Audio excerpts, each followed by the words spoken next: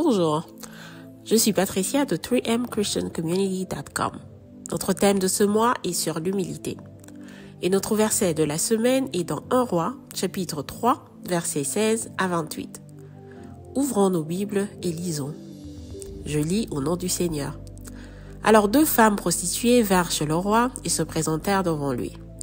L'une des femmes dit, « Pardon, mon Seigneur, moi et cette femme nous demeurions dans la même maison, et je suis accouchée près d'elle dans la maison. 3 jours après, cette femme est aussi accouchée. Nous habitions ensemble, aucun étranger n'était avec nous dans la maison, il n'y avait que nous 2.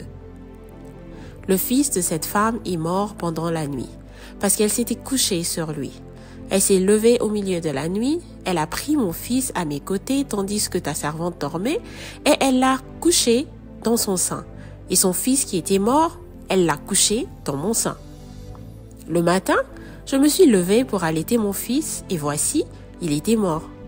Je l'ai regardé attentivement le matin, et voici, ce n'était pas mon fils que j'avais enfanté. Notre femme dit, au contraire, c'est mon fils qui est vivant, et c'est ton fils qui est mort.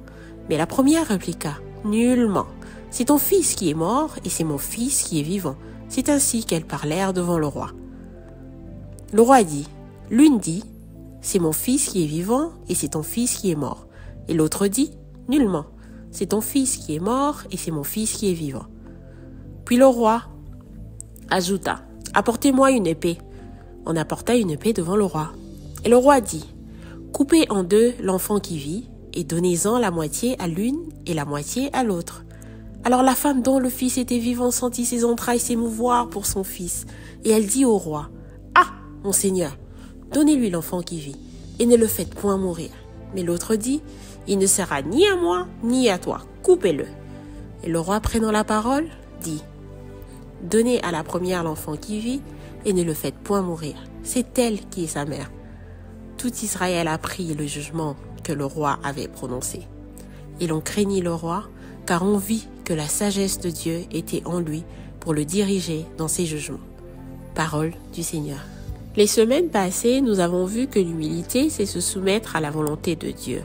Et Dieu nous a donné plusieurs exemples d'humilité, dont un quand il a pris notre place sur la croix du Calvaire et nous a élevés avec lui pour partager sa gloire à travers sa résurrection.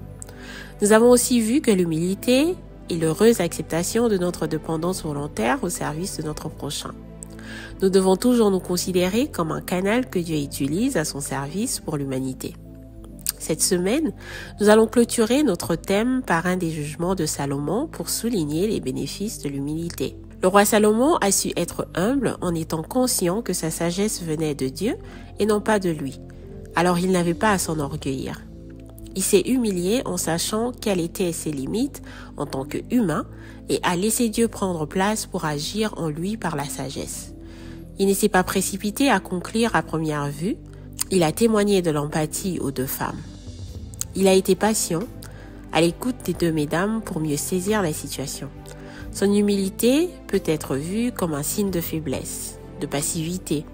Mais en réalité, c'est ce qui lui a permis d'analyser et comprendre la situation devant lui, pour en fin de compte prendre une décision juste et éclairée. Revenons à nous. Sommes-nous toujours patients ou sommes-nous experts des conclusions hâtives? Sommes-nous toujours à l'écoute ou sommes-nous le premier, la première, à interrompre? Faisons-nous place au Créateur, en l'occurrence Dieu, ou nous pensons avoir tout compris avant même de saisir la situation? Accordons-nous le temps à toutes les possibilités qui s'offrent à nous, ou nous décidons avec le flux de nos émotions?